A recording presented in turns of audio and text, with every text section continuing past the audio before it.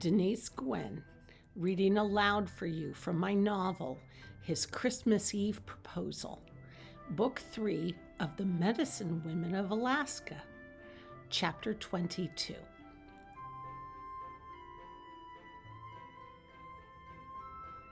The destruction of the avalanche became more noticeable to Naomi the closer they drove to the site. The harder that Drew forced his truck up the gravel-strewn, snow-covered service road, the more frightened she became. She'd never witnessed anything more horrifying than this avalanche.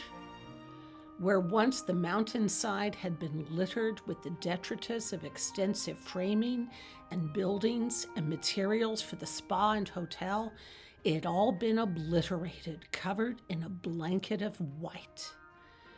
Naomi saw a few people fighting their way free of the snow, and her heart leaped up in her throat.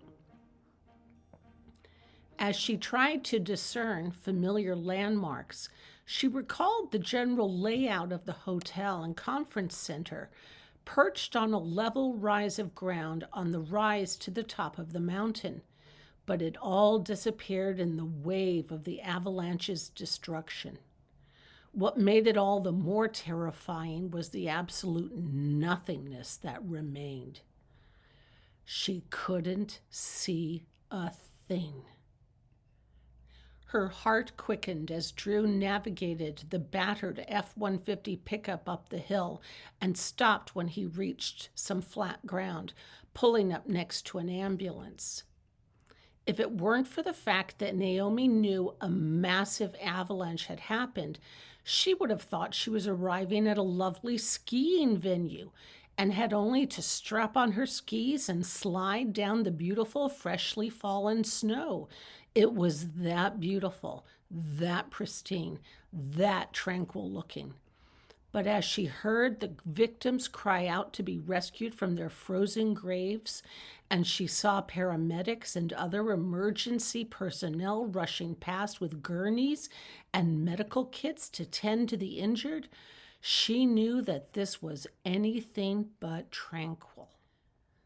Further adding to the eerie setting, a fine mist had risen from the freshly fallen snow, encasing the area in a snow globe bubble, beautiful and terrifying at the same time. Drew and Naomi climbed out of the truck and ran to the triage area where a group of paramedics had set up a makeshift hospital. Pop-up tents and tables and chairs were filled with those who'd been lucky enough to either fight their way out of the avalanche or who'd been hauled out quickly and rescued.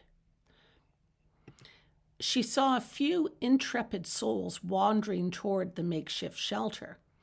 Emergency workers took them by the hand, wrapped blankets around their shivering shoulders, and escorted them into the tent for treatment. Drew had forgotten his gentlemanly manners, and she was okay with that. He ran toward the tent with his medical kit in hand. She saw Paul beckoning to Drew as he stood over someone on a table, and her heart quickened. And just like that, her fear left her. Her entire being surged with adrenaline, and her heart beat with what she instinctively realized what needed to be done. She hurried to the first shelter, close on Drew's heels. As Drew burst into the tent ahead of her, he called out, "I'm here, Paul." And he set down his medical kit and scanned the patients on cots in the tent, looking around for a patient to tend to. "I'm so glad you two are here," Paul said. "It's a terrible situation." "I can see that," Drew said, and he caught the eye of a young girl and gestured for her to come near and be examined. Paul approached her. "Dr. Schuster, I want you to use this tagging system to prioritize those who need medevaced out." He pressed a handful of colored tags into her outstretched palms. "Put a red tag on their wrists so the flight crew will know to take that person immediately to the hospital in Juneau. Got it. What about the green tags? Green is when someone is uncomfortable, may need to be warmed up, but hasn't been seriously injured. Got it. Paul pointed to the entrance. Head over there. You can assess them as they get hauled out of the snow. Okay. And while you're performing triage, I'm going to head back out there to rescue as many people as I can. He shook his head. I need to get back out there before somebody freezes to death. Thank you, Dr. Rutherford, she said, following him to the tent entrance and watching him leave. She walked over to a row of paramedics who were working on patients. Naomi glanced back at Drew. While the young girl had initially appeared to be okay, if a bit rattled, but then Drew discovered a head wound. He tended to the girl who sat there sobbing. She turned away, smiling inwardly. Drew was a good, decent, kind, and compassionate man. He had the true personality of a family physician. He possessed a wonderful bedside manner. He conveyed all of these qualities to his patients, difficult elements for some doctors to achieve. It was much the same way for her devotion to surgery.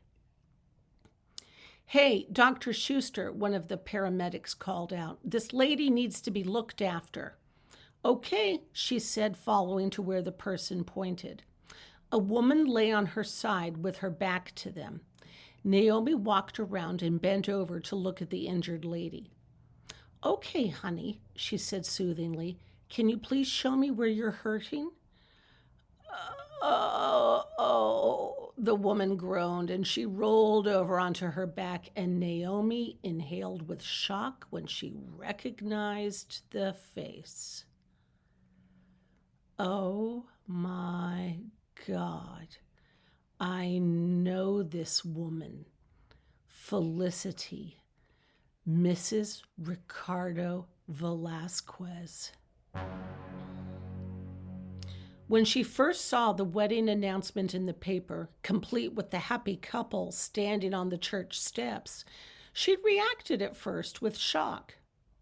Ricardo sure did recover quickly after she abandoned him at the altar.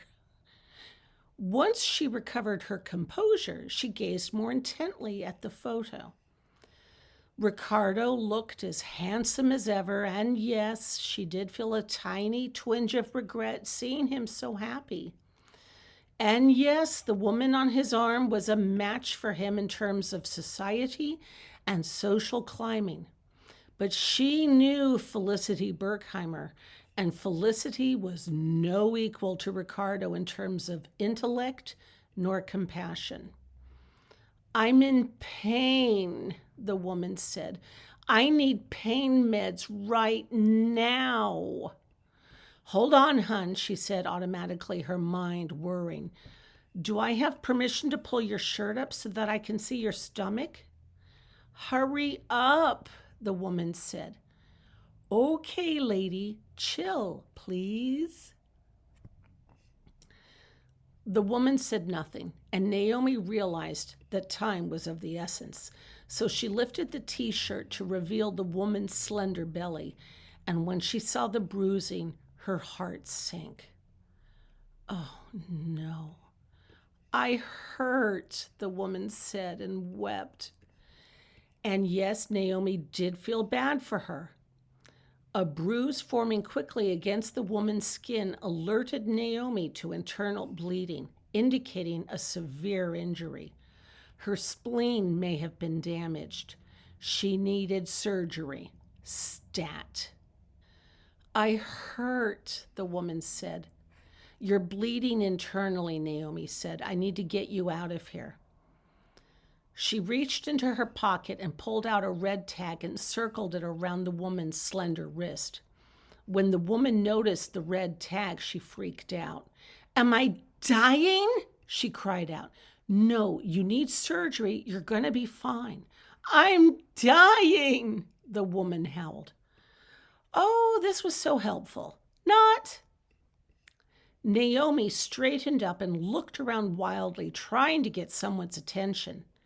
When she caught sight of two paramedics with a gurney between them, she cried out to them and gestured toward the woman on the cot. "Guys," she called out, "she needs to get airlifted out of here, stat." The two paramedics hurried toward her. God forbid she had to perform surgery on Ricardo's wife, Mrs. Ricardo Velasquez. No, no, no, no, not at all did she want to do anything of that nature. If she operated on Mrs. Velasquez, it would lead to all kinds of problems and a whole host of issues. And if word got out that Ricardo's ex-fiancée had operated on his present wife and killed her, there would be hell to pay. Yes, she'd performed an appendectomy in Drew's clinic, but a spleen? No. There was no way she could perform that kind of an operation on this hillside. The two paramedics hoisted the woman onto the gurney and bore her away. Hopefully she'd get to the hospital in time and there'd be a fine surgeon there who could perform the splenectomy. But then another worry assailed Naomi. If Felicity Velasquez was up here and had just gotten hauled out of the avalanche, then where in the world was Ricardo? There was no way she'd travel all the way out here to the most remote section of Alaska without her dashing husband. And then her heart sank further.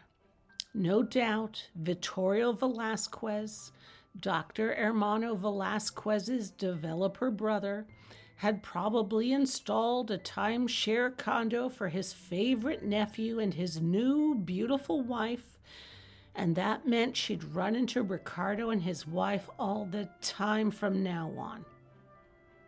Great, just great.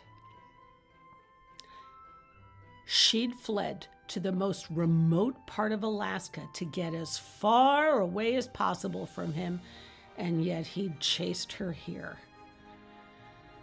Thank goodness, at least Felicity hadn't really paid attention to her while she performed triage.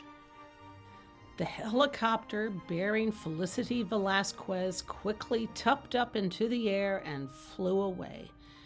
And Naomi uttered a silent prayer that hopefully she'd never see Mrs. Velasquez ever again.